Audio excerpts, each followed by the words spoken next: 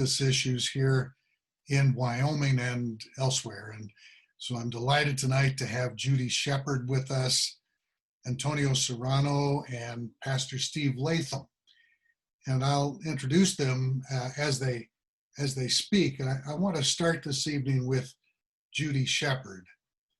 I think everyone here knows the story of Matthew Shepard's murder in 1998. Judy and Dennis Shepard lost their 21-year-old son, Matthew, to a murder motivated by anti-gay hate. And Matthew's murder motivated thousands of people around the country and around the world to get involved in the LGBTQ rights issue. And Judy and Dennis were determined to turn their grief into action and created the Matthew Shepard Foundation, which has been a force for more than 2 decades around this country and around the world in encouraging people to accept everyone for who they are, regardless of race, religion, ethnicity, gender, identity, sex, sexual orientation. She and Dennis continue to make their home here in Casper. And I've invited Judy to join us tonight specifically to talk about hate crimes. Judy, where I'd like to start this evening, if you would, for those who may not understand what hate crimes laws do, if you could start with a brief explanation of the purpose of a hate crimes law. Of course. Thank you, Rodger. Thank you for having me today. Really excited to be here. Don't often do things in the state of Wyoming, so this is really special. So there are 2 definitions of hate crime, absolute definitions. The first one I'm going to share with you says a hate crime, sometimes termed a bias crime, is defined by law as an act where the offender targets his or her victim specifically due to one or more personal characteristics, such as race, ethnicity, religion, national origin, disability, sexual orientation, gender identity, or gender expression. The FBI defines it as a hate crime is a criminal offense against a person or property motivated in whole or in part by an offender's bias against race, religion, disability, sexual orientation, ethnicity, gender, or gender identity. The federal hate crime law passed in 2009 adds perception of these characteristics, also as a, to the definitions, if you perceive someone to be gay and they're not, you're still guilty of a hate crime. It's based on your history, that they check on your social media pages, past incidents, tattoos, things in your home, your associations with other organizations, or your past criminal behavior, and witnesses to what the crime, witnesses that may have seen what happened when the actual crime was occurring. Things you may have said, how you behaved, have you done this before? Wyoming is one of 3 states left in the union with no hate crime laws at all. That includes South Carolina and Arkansas. In 2020, this year, Georgia did pass a hate crime law, largely based on things happening in 2020 in Georgia. They had one previously that really had no strength, and they've been legislatively arguing back and forth about what they were going to do. They passed a really good one in 2020. Arkansas, governor and organizations in Arkansas are working really hard to get the Arkansas legislature to do this as well. Again, largely based on things happening that they're witnessing in 2020. South Carolina is doing the same thing. Wyoming, not so much. There is a current going on right now where there may be an attempt to try and do it in this year's legislature, but there is nothing set in stone yet in that regard.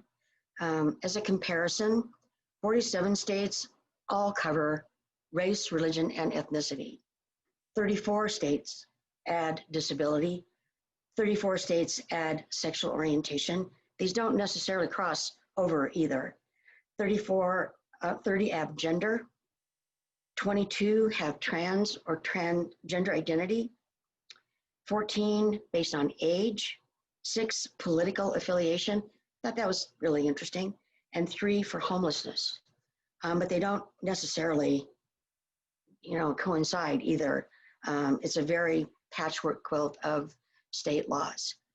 The federal law, which expanded civil rights existing hate crime laws of the 60s, added sexual orientation, gender identity, gender expression, disability, and perception, and altered the federal requirements for it to be deemed a federal hate crime. It's still very difficult to meet those bars to qualify, which is why it's so important that states have laws as well, because the federal law won't cover everything, nor does it allow the federal government to just come in whenever they want to. They have to be, it has to be a particular case where the state won't do it or can't afford to do it, high profile, and it has to meet the federal regulations as well. So that is another hurdle in regard to prosecuting hate crimes. Wyoming has a historic reason for not wanting to do hate crimes. They think that collectively why they don't want to do it, the legislature and some people, is that they think all crimes are hate crimes. Perhaps all crimes have an element of hate in them, but they're not motivated entirely by hate.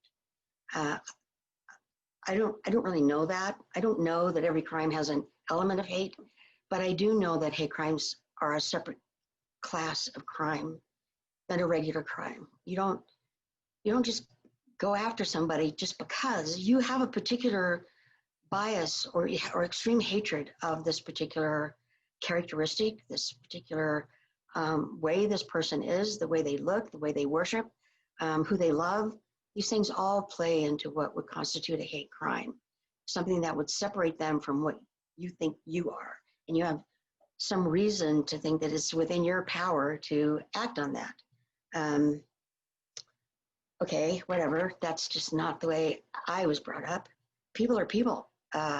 You owe them the same respect and regard that you do everybody else. Singling somebody out for something that they are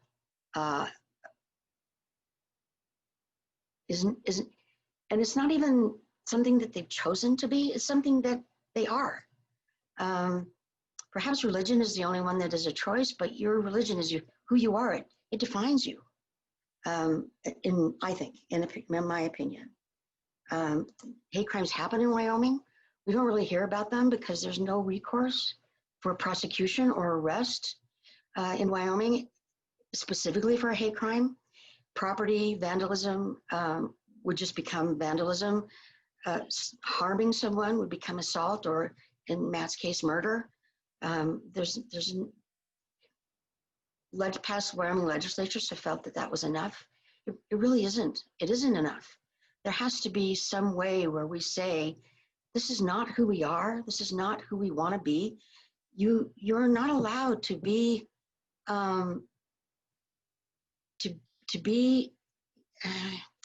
you're not allowed to take out your hate on someone else and to regard it as a thought crime. Thought doesn't kill people. It's the actions that they take after those thoughts. And those kinds of thoughts start in school. Bullying is a hate crime. And if it's not checked, if it's not addressed in schools, if bullies are not asked why they're bullied, if we don't try to figure out why they're doing what they do, these crimes escalate. They become, the potential for them to become something worse is there. We need to address that. Why are they a bully? What is causing them to do that? We put the onus on the victim, but really it should be on the bully. Why are you behaving that way? Maybe we can find out the reason. Maybe they can go forward in their life with a different attitude, a better picture of who they want to be and who they don't want to be. This has been a particular issue for my husband and myself, my family. Our foundation is to educate folks on what hate crime can do to society. And we're seeing it right now in 2020, an extreme rise, well, actually since 2015, an extreme rise in hate crimes committed across the country because they've been liberated. They see their political leaders saying things and behaving in a way that we've not seen before. During the previous administration, I think those of us in social justice felt we were making headway. I know I did. I felt like we're really making inroads into addressing this problem, but it just roared back with a fury because it had been set free. I don't know that we really see that in Wyoming specifically, but we certainly see it in the U.S. and even around the world now. This is something we need to think about and try to put an end to. And Wyoming, as the equality state, why did we not take the lead here? When Matt was killed, why did our legislature turn around and run? Why did they not take the reins and set an example for the rest of the country to follow? We should have done that. We should have had the power and the will, the desire to do that. But they ran, and they're still running. This year, we're going to try and address it differently. Not sure how far we're going to get. We could sure would appreciate your help in that regard. But right now in Wyoming, we're just kind of stuck in the, doesn't really happen here. We don't really need it. It does happen here. We do need it. We just don't know it in the sense that everyone else knows in their states where it happens, because there's no avenue to report it as a hate crime. There's no way on an investigation to even look at it as a hate crime. It's a pointless exercise in Wyoming because there's no recourse for the actual crime, not even defined as a crime here. So that's what we're doing. That's what we're trying to address. And that's really all I have to say. If anyone has any questions about it at some point in time, I'm certainly open to that. Judy, thank you. And thank you for being here tonight. And thank you for all the work you and Dennis have done in this regard. And I know that at the end of the 3 presentations, there will be questions, particularly, I think, during the question and answer time, if all 3 of our speakers could talk about specifically what the faith communities and the Wyoming Interfaith Network can do to advance these causes. I want to move now to Pastor Steve Latham. Pastor Steve is the president of the Cheyenne chapter of the NAACP. He is the chair of the Wyoming Independent Citizen Coalition, a newly formed citizen group. He's a community activist, works with veterans. He's a foster parent, retired from military service after 21 years, and he is the pastor of the No Greater Love Church of God in Christ. And we're delighted, Pastor Steve, to have you here tonight. And I want to start with this question. So many people I run into tell me that in Wyoming, racism is not a problem, that Wyoming is a live and let live state, and these things don't happen in Wyoming. So I'd like you to talk a little bit about, from your perspective, what does racism look like in the state of Wyoming? Well, thank you for having me. Glad to be here. Sorry, just a little hurried right now because of I have water damage in my basement and people are here fixing it right now. So yeah, so doing that too. But anyway, to go to your question, racism in Wyoming looks just like it does everywhere else. It's because we don't have as large of a population. It's not as prevalent, but it's there. So when you look around, you can just see it in jobs, in employment, in schools, businesses everywhere, in homes. Like, because of, I used to travel the state when I worked for the highway department, and, you know, you would see it, it wouldn't be as blatant as in some places I've been, but that's all over too. Some places it's more. So I saw it, and then I would see it with people a lot, with couples here that were interracial. You know, they would tell me about the problems they would have because of that. And as being the NAACP president, I see we get not a lot, but we get some complaints about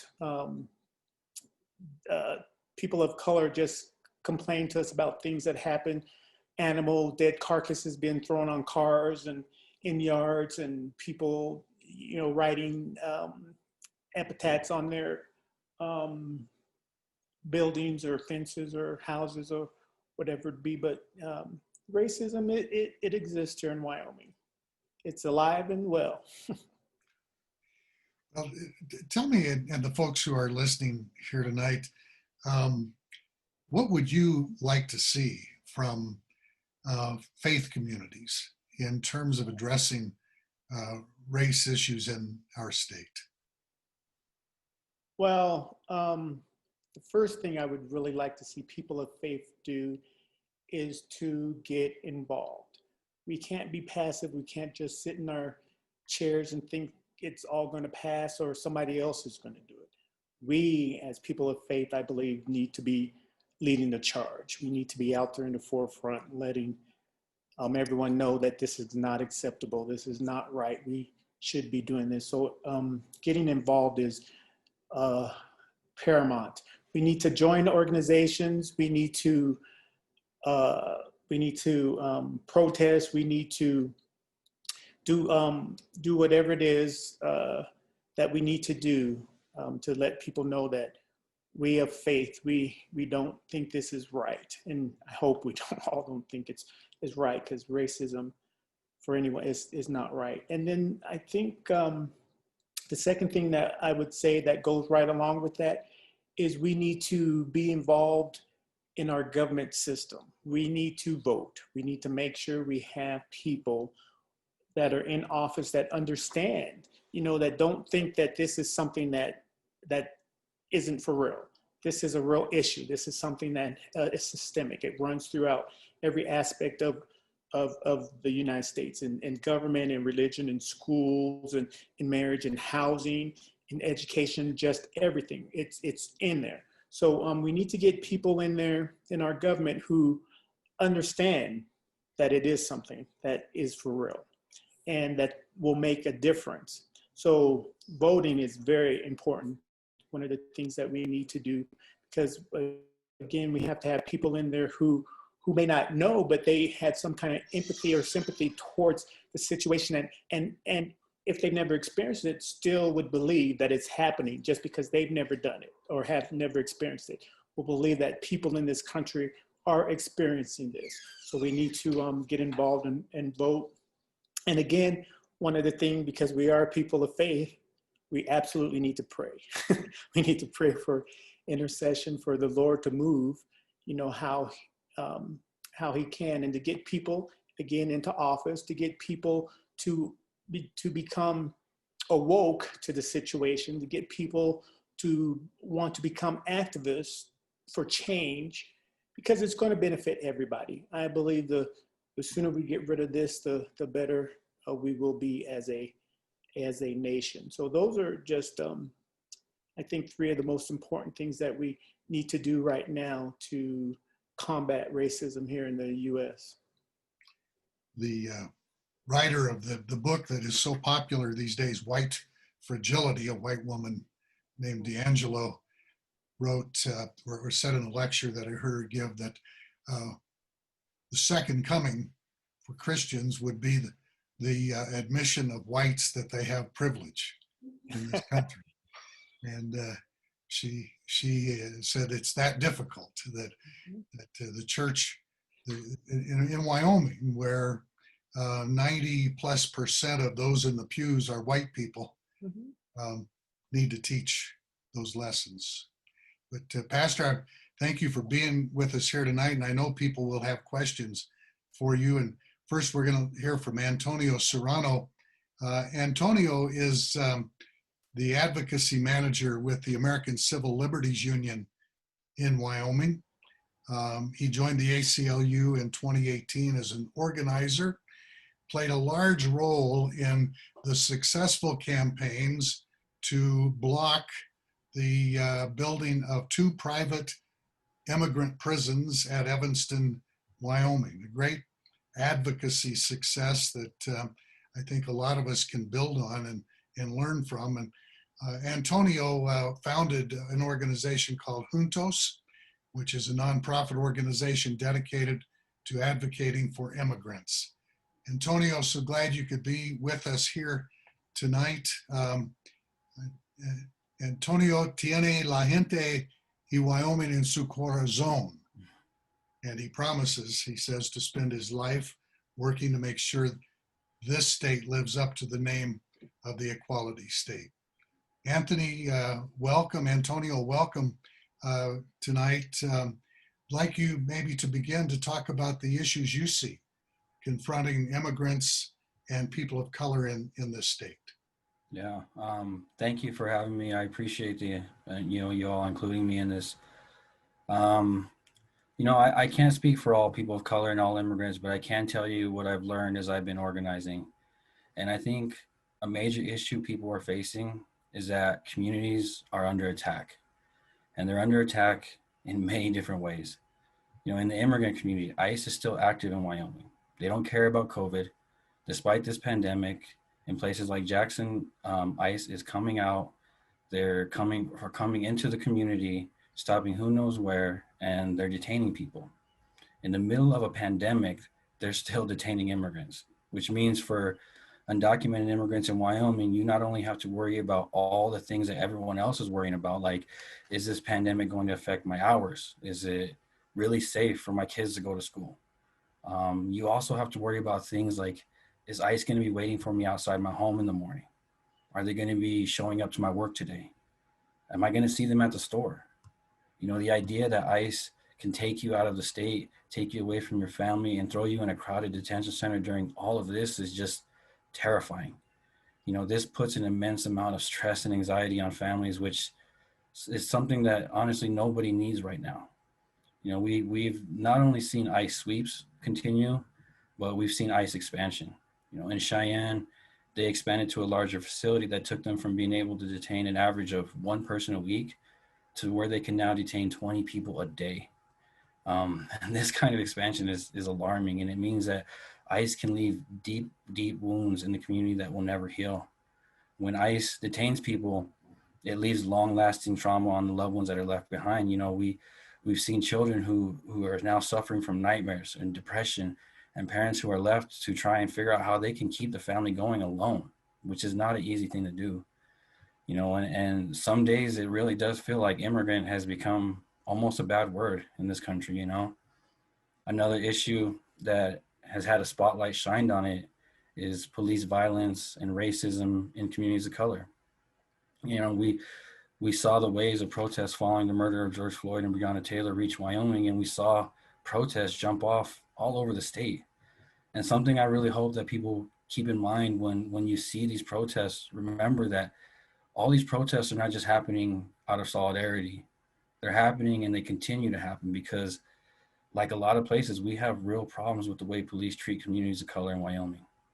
I know that, not everyone sees this or feels this, but we do have police brutality in Wyoming. We do have racism in law enforcement in Wyoming. Law enforcement has murdered people, and their superiors protected them. That's why people in Laramie are still trying to get justice for Robbie Ramirez, which kind of brings me to my next issue. And this is something that I know organizers of color are facing, and it's the issue of having to risk our lives to advocate for our communities. And as an organizer of color, we take on a risk that I think a lot of people overlook a lot of times. So when we speak up for undocumented immigrants or for Black lives, people hate us. We are the ones who are challenging the status quo and making noise, and people never like that. I know for some this might be kind of surprising. It's jarring. It's something that's unexpected, but for us, it's something we do expect. It's something that we actively prepare for. And, I'm sure I'm not the only organizer of color in Wyoming who's gotten death threats. And I see the things that those hate groups, post on Facebook about people like me. And I've seen the militias patrolling my city because they feel they need to protect the city and state that I love from people like me. People who are brave enough to organize and advocate for reforms and on top of that, we have to deal with intimidation from hateful, racist people and from law enforcement. To add to all of this, organizers and activists who are working to get elected officials to hear their concerns, they go ignored. And I've seen this from the legislature to county commissioners, the city councils, mayors, and even school boards. I've seen time and time again, immigrants, communities of color and their allies consistently show up, they consistently speak out, and it goes ignored. It can be discouraging, I know, but if people stand strong, they keep showing up, they can do amazing things. Look at why else I know, like you mentioned, it's that stopped the construction of a private prison that would have cycled hundreds of people through it a month. That was an amazing victory, and I guess speaking on the last part, speaking only for myself, what I know, and doing what I know in my heart and soul is right is not always easy. So I guess the issue that affects this person of color the most is some days it feels like I'm fighting a giant, and but I just keep trying to remind myself of what I've learned growing up. And when I was a kid, my mom worked real hard to teach me how to navigate this racist world and how to be fearless in the face of hate. She told me growing up, people will always hate you for who you are, and we will never change that. She taught me to have pride in myself and in my gente. She taught me to never go back down from anyone. And she told me, if you have to fight, never quit. And I can tell you, I definitely got my mother's rage for sure. I think she told me this because she knew her son would face hate and racism. She knew there was no way around it. And she wanted me to be prepared to stand up to it and not run from it. And my mother was not alone in doing this. I talk to my kids about these things. I teach my sons and my daughter how to recognize racism and how to deal with it. This is something that communities of colors have been doing for generations. We have to teach our children how to navigate and survive a world that hates us. So I guess there are many issues that are impacting immigrants and communities of color and in many different ways. And if we sat here naming them all, we'd probably be here all night. But I think what it really kind of comes down to is racism.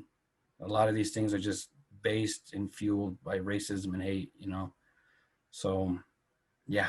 Well, one of the things I would encourage other faith leaders around the state to do is to invite the ACLU into your sanctuaries, into your classrooms, into opportunities to see you embrace Antonio and the people at the ACLU who are doing this incredible work that they may not consider spiritual, but I do, and it's righteous work. And one of the examples I want to talk about briefly is something you talked about, Antonio, and that is the proposals to build an immigrant prison in Evanston, Wyoming. Now, this started out with the President of the United States wanting it done. The Department of Homeland Security wanted it done. ICE wanted it done. The county commissioners, the governor, many of the key state legislators here wanted that prison built.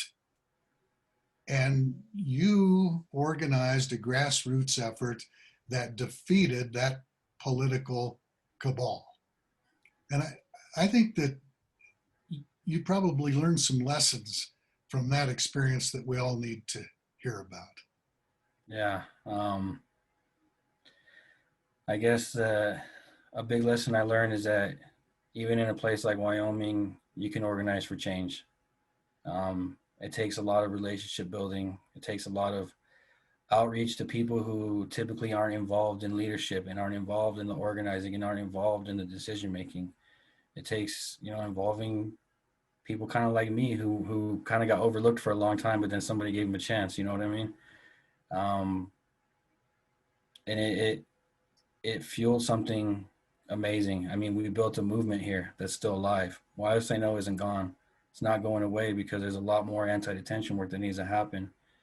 And I've also learned that there's allies in unlikely places. I mean, I never thought the Sierra Club would be an ally against a detention center. You know what I mean? But if you do good outreach, you do a lot of relationship building, you spend your time in the community working with the people who are going to be impacted the most, amazing things can happen, even in a place like Wyoming. And could you say something about the role that faith communities played in your grassroots campaign?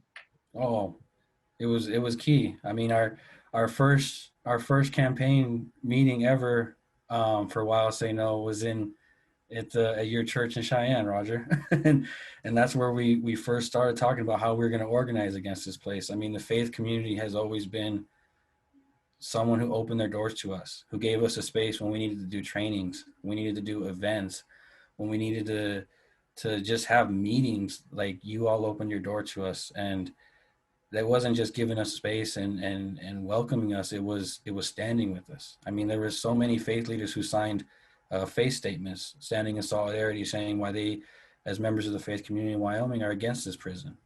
And having so many people standing up and saying that this is wrong, we're better than this in Wyoming, and we're not going to just stand by and allow it.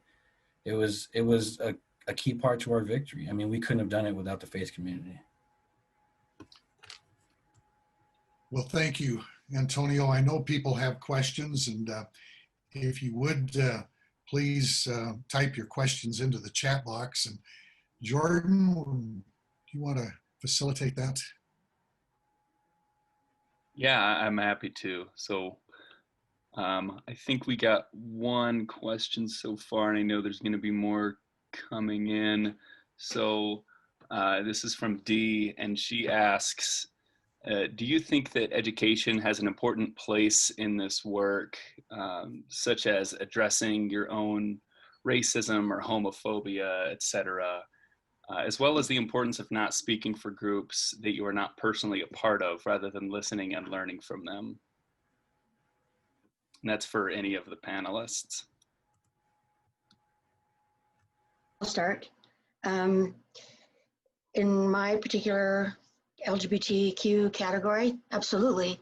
Education would play a huge role if we were allowed to teach about the contributions of the gay community through history, in politics and theater, in philosophy and sciences. There would not be such a mystique about what the gay community really is. For so many years, we weren't allowed to talk about,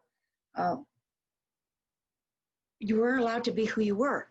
No matter how important your actual work was, to the world, so many folks who've contributed so much to our society have done so in keeping their private life secret for fear of retaliation or even legal action. So if we could open up people's minds to how much the gay community has always been a part of our society and how important their contributions were to our society, it would just erase so much ignorance and prejudice to folks who have no idea what being gay is really about. That they're people. For me, I agree. For racism, can you hear me? Am I Yes. on? Okay.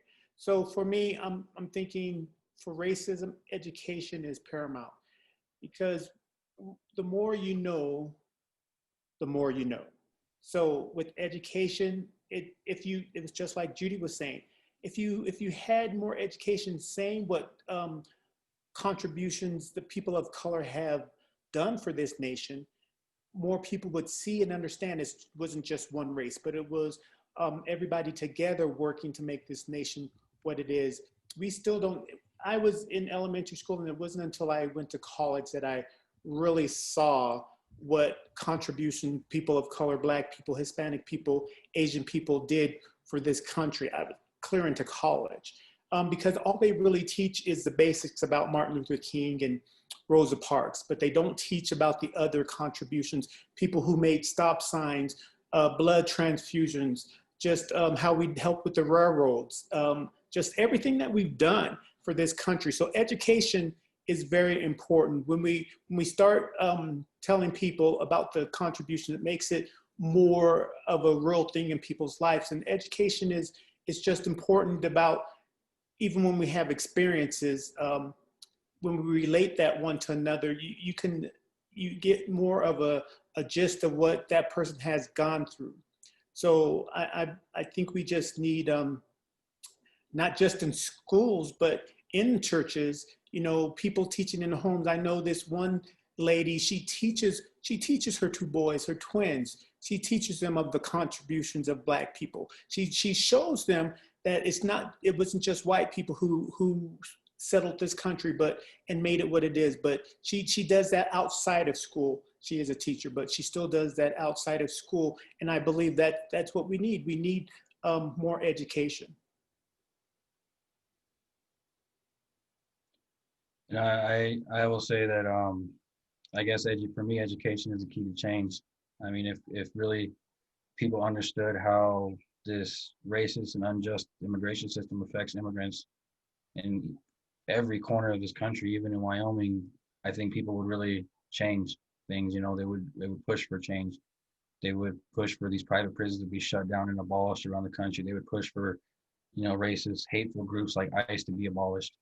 You know, I think if we, you know, and people like us, organizers, we're doing our part to get that out there.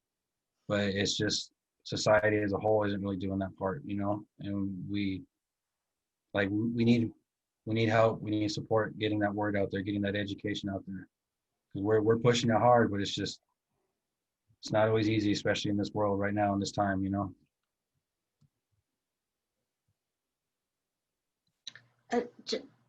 To address part of Dee's second part of her question about groups that are being a part of a group that you're not really a part of the group. I did some work years ago with an undocumented immigrant friend of mine in California who was gay. And he said, I've been trying to get my undocumented friends to work with my gay friends to work together to achieve equality for both of us.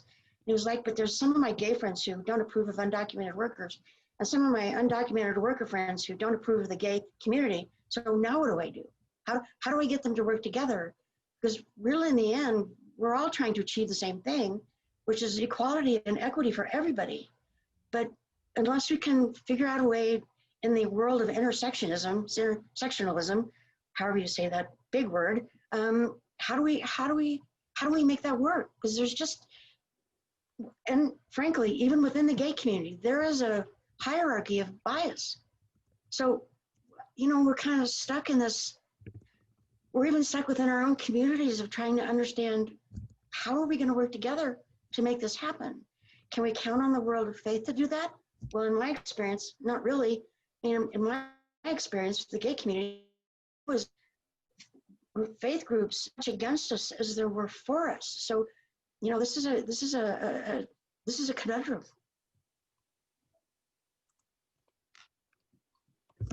In her book called Caste, Isabel Wilkerson talks about how the dominant caste pits groups like the LGBT community, undocumented community, minority communities against one another in order to keep all of them in their place. And that's part of the strategy.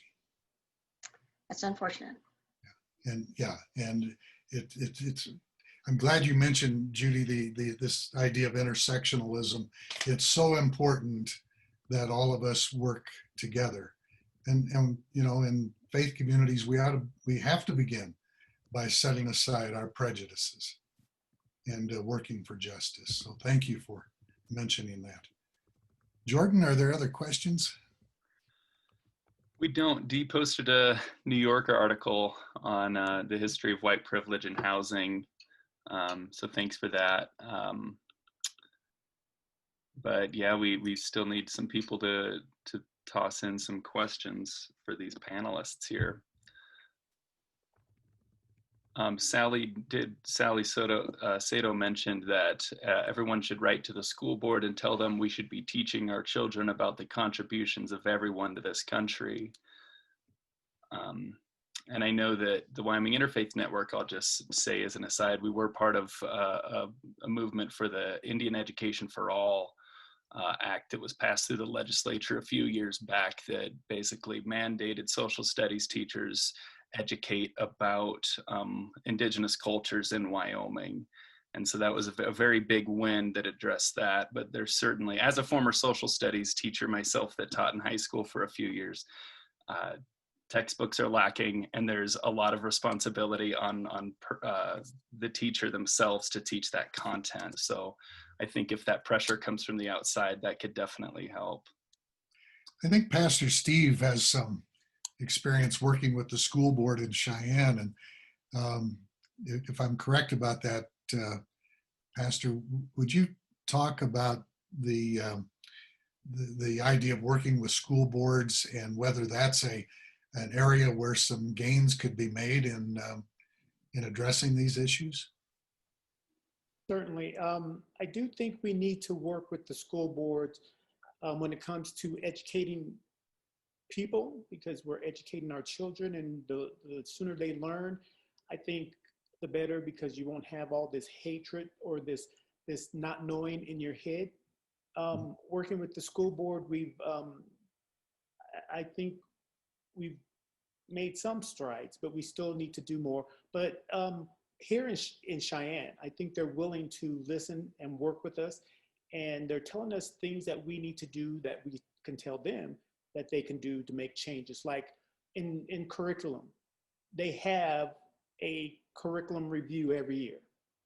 So we as citizens, parents, what have you, all we need to do is go to the website, look at the curriculum. If we don't think it fits the bill to what we want our children learning, we can tell them. And then we have to give reasons, of course, but we can let them know, and we have to give solutions. We can give other books and stuff that we think that they can use. But they have been very forthcoming in letting us know what we can do, and in listening to some of the things we've been trying to pass. So the school board is very important, again, as I said, because that's where our children are. Our children are in that system, and they're learning a lot of the times, not everything, but they're just learning what certain people want them. The person in majority wants them to learn, instead of being able to learn everything of importance. So I think we need to, as people of faith, get involved in the school system, even if you don't have children. I no longer have children of school age, but I still do a lot with the school board, because it's important. It's not just my children, but it's my nieces and nephews, cousins, friends' children. So working with the school board when they meet, listening to what they have to say, because they will say themselves, I've talked with people on the board, and they don't know everything, and until it's brought to their attention, they can't do anything about it. Yeah, thank you for answering that. We got a question here from April, and she asks, I know that at least some of the panelists are people of faith. For those that are and are willing to share, how does your faith inform your activism?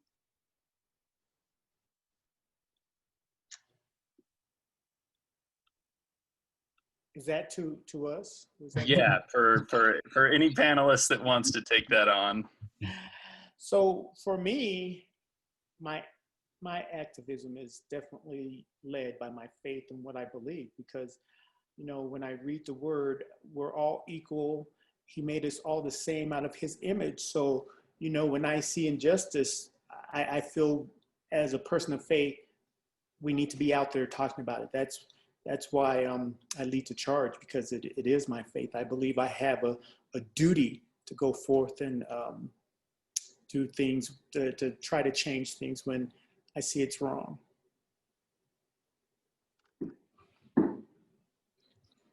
I guess I wouldn't necessarily call myself a person of faith, but I would say that I do believe in a creator, and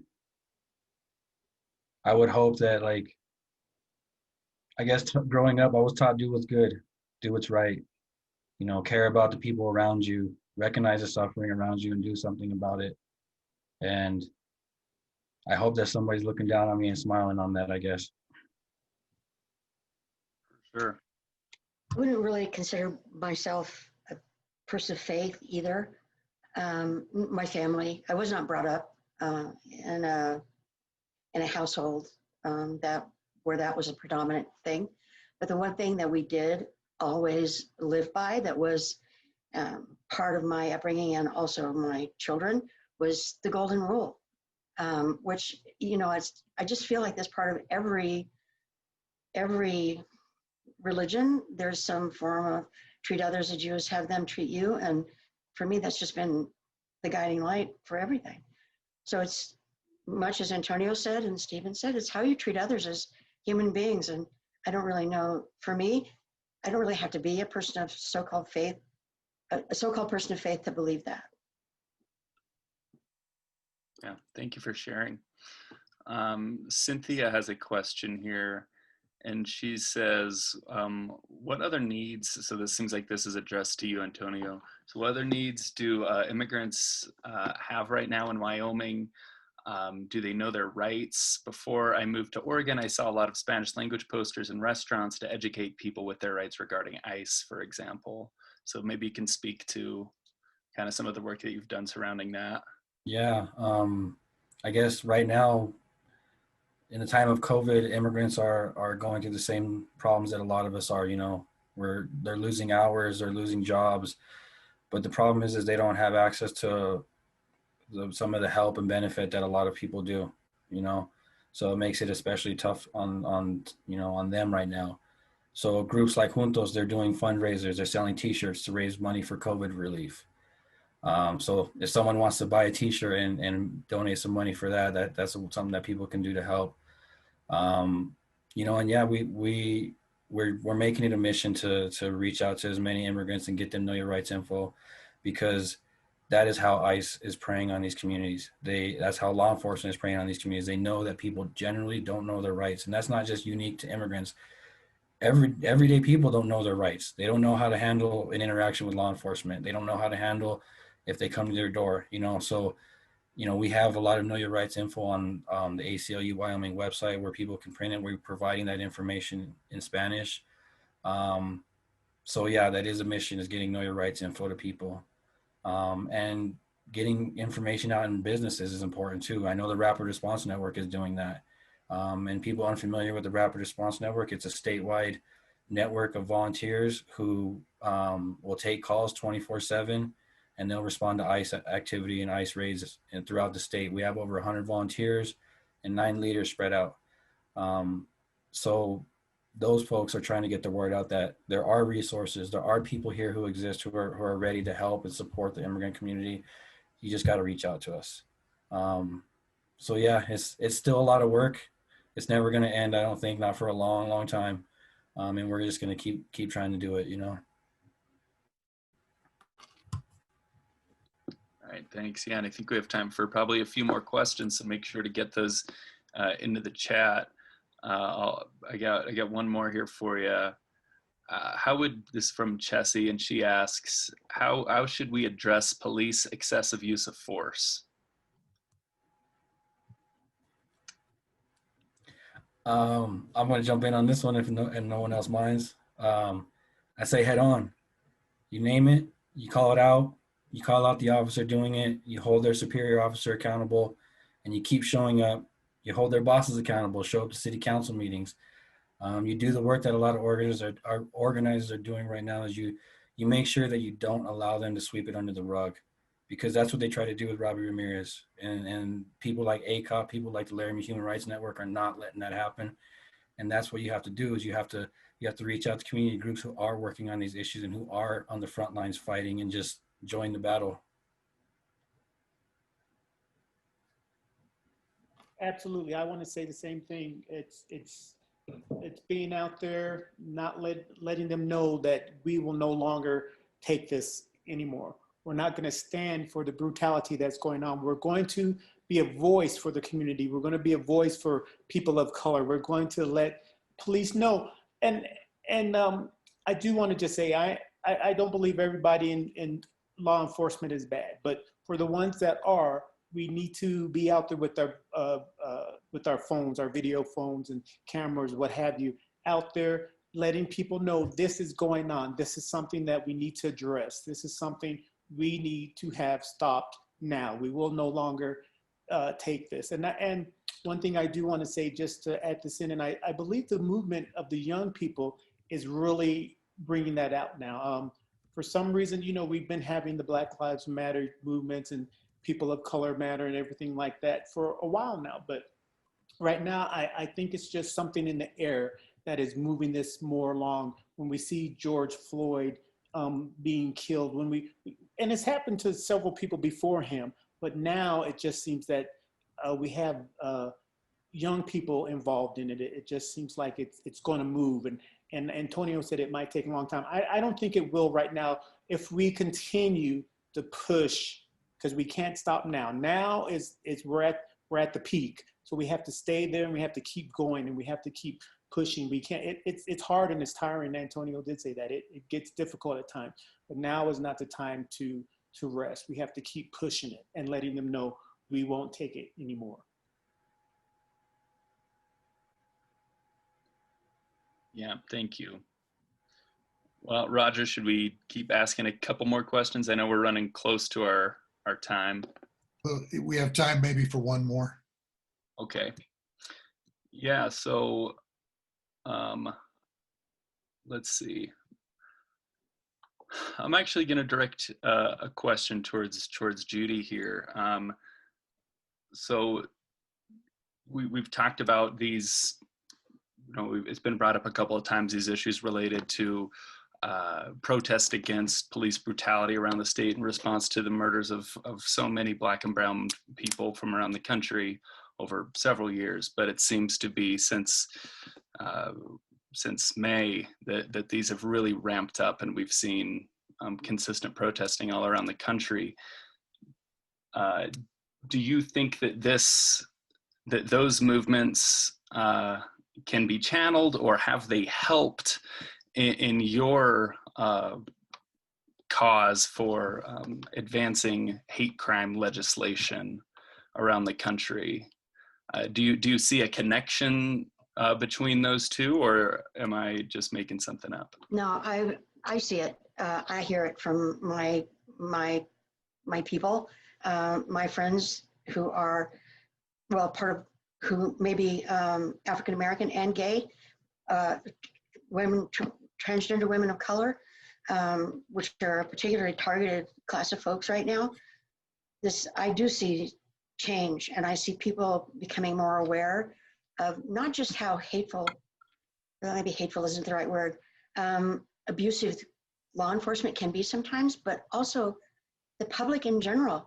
When we see the counter protesters at the Black Lives protests, when we see those hateful signs and the violent actions they take against the peaceful protesters, we're seeing that hate just rise up. And it's waking up a lot of people that it's out there and thriving again. And we need to take action. Those of us who don't want to see that in our country, that's not the country we want to live in. We want to go back to making progress, not, where the haters are out in front. We should be the ones out in front, not them. And it's definitely waking up everybody. And the gay community is out there in those marches as well. So we're all involved in this together as much as we are allowed. Can I say something real quick? I think the Black Lives Matter movement is bringing all the social injustices to the light. I agree. I think for the gays, for everybody. And I think it's a good thing because, it's all injustice and it should be taken care of. And I think right now, that's what I'm saying. This movement is just not a race thing. It started like that, but right now it's not. And I think it's just going to bring all of the inequalities, the injustices to light for gays, for brown and Black people, for women, just everything. So I think now is the time that this is going to make a big change in this country. I just want to add a little comment. Maybe y'all remember the huge march the day after inauguration in 2017 around the world. That were actually protesting against our current president. That sort of opened the door, I think, for everybody to express their dissatisfaction with the way things were going, the way things they thought they were going to go. There was environmentalists and young people and women and people of color and all faiths, the gay community, everybody in the world who was demanding social justice knew that this was going to be a time of strife in America. And they protested around the world. And I really think that opened the door for so many people to become active that were not before.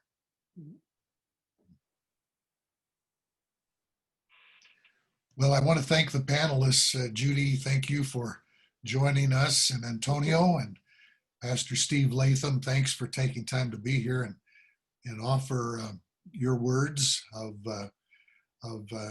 edification and also of encouragement. And thank you, the three of you, for all of you do to make this a better state and to hold its feet to the fire to be the equality state. Before I hand it back to Jordan, I would just say to everyone else on the line tonight that if you're interested in being a part of the peace and justice work that the Wyoming Interfaith Network does, we would welcome your involvement in the peace and justice team. Please let Jordan or me know, and we will we'll be glad to add another chair to the table and bring you in. Thanks for the opportunity to present this panel tonight. Thank you. Thanks. Thank you. Thank you for having me.